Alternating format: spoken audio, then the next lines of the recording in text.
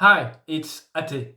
I served with the French Navy during 13 years as a naval aviator. I got my training in the US and I now fly for a major airline in Canada.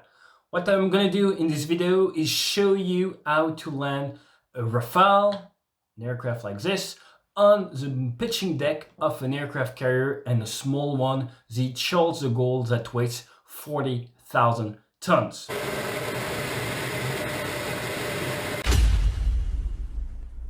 Okay, so landing an aircraft that weighs about 15 tons on a moving aircraft carrier is not an easy task during daytime, but at night it's even worse. I got my carrier qualification both at day and night on the Super Étendard and on the Rafale. And what we're about to study is the night landing of a Rafale F1, the old version of the Rafale.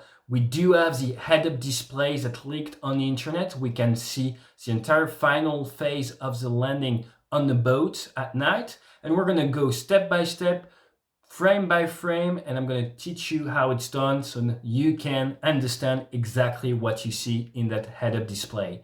Let's start by having a look at the head-up display itself. So that's a head-up display from a Rafale F1. It's not in use anymore, that's why I'm going to talk about it. It changed with the F3 versions that I flew starting in 2014. What we can see, I'm sure you can see my mouse. ATT should be for atterrissage. In French, it means basically landing mode. APP should be appontage or approach appontage, I guess. Landing on the pitching deck.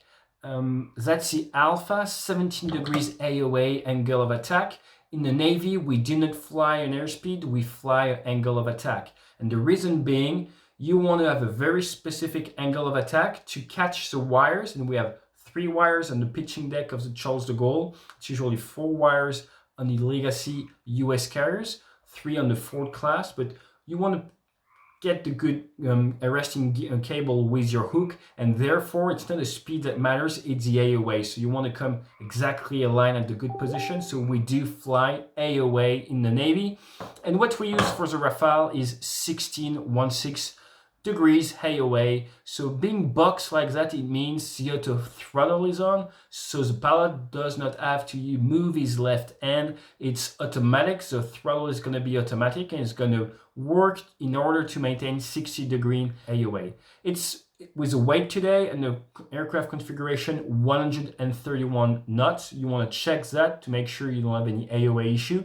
But currently it's 17.2 and it does move around as you're making correction, but the aircraft is going to fight to go back to 16 degrees AOA to help you out. This line here is your horizon, which is extremely useful at night because it's extremely difficult to see your horizon. When you have fixed lanes like that, that's 5 degrees, 10 degrees, and the end shows you where your horizon is. If you get like lost a little bit, you follow those arrows and show you where your horizon is. It's 10 degrees nose up. That's to give you an idea of how much roll you have. If you need like to do a 20-degree turn or 30-degree turn, it's going to be easier thanks to this system right here. Here it's navigation stuff, couple 4.0 miles from a waypoint. Altitude, we either use the Quebec Fox Echo or the Quebec number hotel. So it's basically bar altitude. You select a pressure and it's going to give you an altitude. So if you put the wrong setting, you're going to kill yourself. So you have to be careful with that, just like in any aircraft. And the H is for height. So that's exactly above the ground. So it's 180 feet above sea level, 130 feet above the altitude selected by the pilot. So we might guess 50 feet difference. That's about the height of the aircraft carrier. 1G, yeah, you're not doing aerobatics coming at night. And here we have 2,280 kilograms. So that's 2.2 tons left. PD means plan de descente, which is your path for the landing, for the descent, 3.7 degrees. And here, very interesting, that's a reference telling you where the 16 degrees AOA are. That's your velocity vector. You have the landing gear down. So that's a left gear, right gear, nose wheel. That's your fuselage, and that's your tail. Right here at 3.7 degrees nose down, you do have the indication that you selected. And here we can see the mid-bowl. Those lights are from the carrier. Right here, that's the mast from the carrier. But to land at night, you don't show up, do a brake turn above the boat and do like daytime and you land like this. No, at night, you come back on long final. I'm not going to go through all the procedure at night. Why? Because in the French Navy, all the procedures around the boat are classified.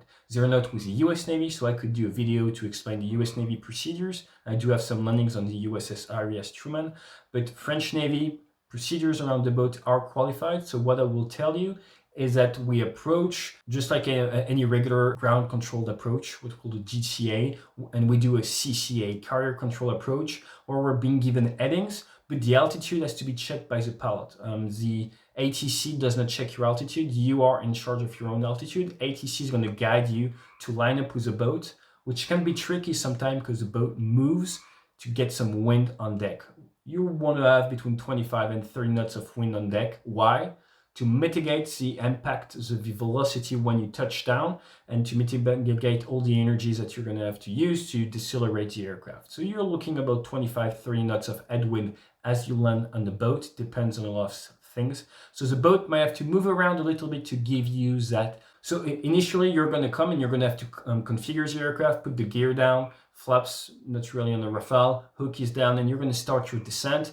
And as you're starting the descent, the glide path is steeper than a regular land approach. Why? Because the pitching deck moves and you want to have more margin at the rear of the boat. So you're usually coming around 3.7 degrees, depends on the weather state. As you get closer, around 400 feet-ish, actually it's 355 feet, the CCA is going to stop and they're going to tell you, hey, your turn to do the approach. Call visual on the meatballs. So you're going to have to call visual on the references of the boat to continue your approach. In the French Navy, we do not have automatic landing systems on the boat, not like in the US. So every single boat landing has to be done by hand. You can have auto throttle, but you don't have auto ILS or stuff like that. You have to fly the aircraft manually all the way to touchdown. As soon as you touch down, full power in case you miss the wire and you have to go around and come again for a new CCA pattern that lasts a couple minutes and burn a couple 100 kilograms of fuel. So in that case, it's going to be in French. I'm going to translate and run you through it. Let's do it. Okay, so right now they're in descent, 500 feet above the deck, slightly fast, not too much at that point. And we have a bingo fuel. Why? Because we just ate 2.3 tons of fuel remaining. So he must have set his fuel alarm, bingo fuel, at 2.3 tons left. That's why it's coming up. Sur l'axe means you're on the axis. Don't make any correction. That's angle 060070, and we do have here 2 pointers. One is for the track, the other one is for the heading, so it's going to depend on the wind. We just heard 400 feet top. Again, the controller, the CCA, does not take care of your altitude. So you have to check at the top you are indeed hitting 400 feet. That is your responsibility. Slightly different from a ground GCA. 1 mile away from the boat, 350 feet top, make sure at 350 feet. Annonce miroir, call the ball, call you do have the mid-ball in sight. You are able to continue using visual references all the way to touchdown. At that point, the pilot makes his call. He's telling to the LSO, landing signal officers, very experienced pilots that are going to be sitting at the back of the ship, looking at incoming aircraft, in two-way communication, radio communication with the pilots, helping and guiding all the way to touchdown. They're here for safety. They are in charge of your aircraft. If there is any issues, they always prioritize safety, and they're here to help you when stuff are difficult. So the pilot is going to talk on the frequency. He's saying he do have the mid-ball inside. He has 2.3 tons of fuel remaining. He's stating his call sign, Rocky. And after that, he's saying he's in automatic mode for the throttle. So that just with a couple words, the LSOs, landing signal officers, they know who's coming in. They know what the fuel state is. They know that he has visual references on the boat. And they also know that he's using auto throttle. Had he an issue, he would call it at that point as well, maybe single engine or stuff like that, but it is fairly rare. The LSO comes back on the frequency just to acknowledge that he got the communication and that he's ready and looking at the aircraft, and he comes back with 28 nœuds, meaning there is 28 knots of wind on the deck right now. Depending on the strength of the wind, you might do slightly different corrections, and you can expect different types of movements in on short final.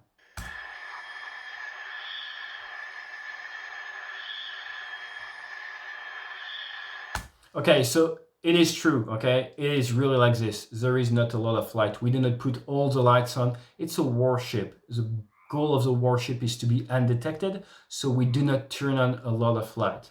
Once off the coast of Corsica in the Mediterranean, I had an issue because there was a cruise boat around here, and it was so bright, the cruise boats, they turn all the lights on. I had a very tough time seeing the aircraft carrier. But on that day, lucky him, there is no other boat around and he's not polluted in terms of lighting, so he can focus on the deck. And you want to dim your head-up display quite a lot to make sure you are able to see the dim lights of the aircraft carrier.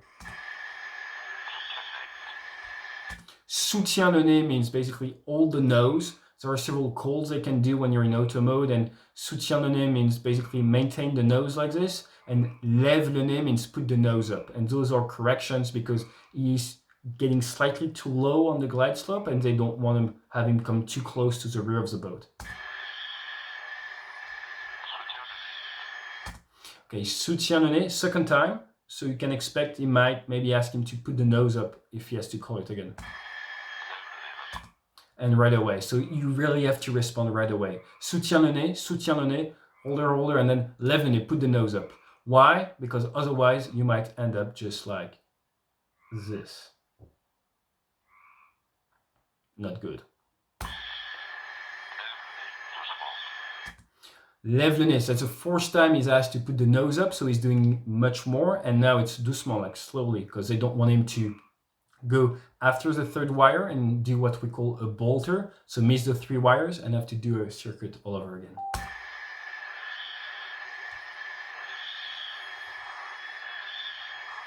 As it's getting closer, we can see the mid-bowl. I'll do a video to explain it. You can see that's the runway where you have to align. It's not lined up with the ship, 8-degree difference, and you really have to fight it all the way to touchdown. Why? Because the boat might be moving away from you on the right.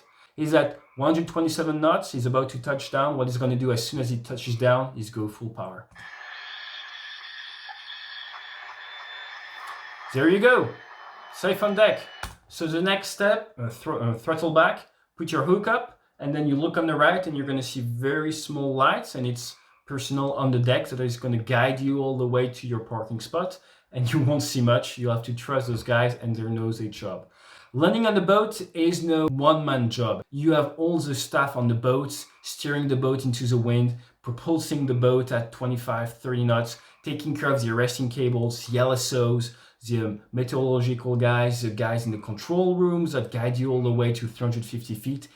For one pilot landing on the boat, it's hundreds of people working together. And that's what the Navy is really all about. It's all working together toward one same objective, which is putting aircraft above enemy territory every day with weapons that can be used to help special forces. That's basically what we did. That's what I did when I served in Iraq, working with US, British, Canadian and French special forces. I hope you enjoyed this video and that it made sense. Now, next time you're going to see a video like that, you're going to be able to tell all your friends how it works. Please subscribe. We have a bilingual channel. I'm French and Canadian, as I told you earlier, so all our footage is going to be both in French and in English. We usually release the English cut first. I'm now a keynote speaker. I have a best-selling book on Amazon called The Brief, where I adapt all the best methods from aviation to personal development or to your manager level job. Leave me a comment. I'm brand new on YouTube. I've been here for 36 days. We're about to breach 1 million views in 36 days, so thank you very much. But we're only beginning. So if you have any debriefing point, let me know in the comment section and I'll work on it. Thank you very much and fly safe.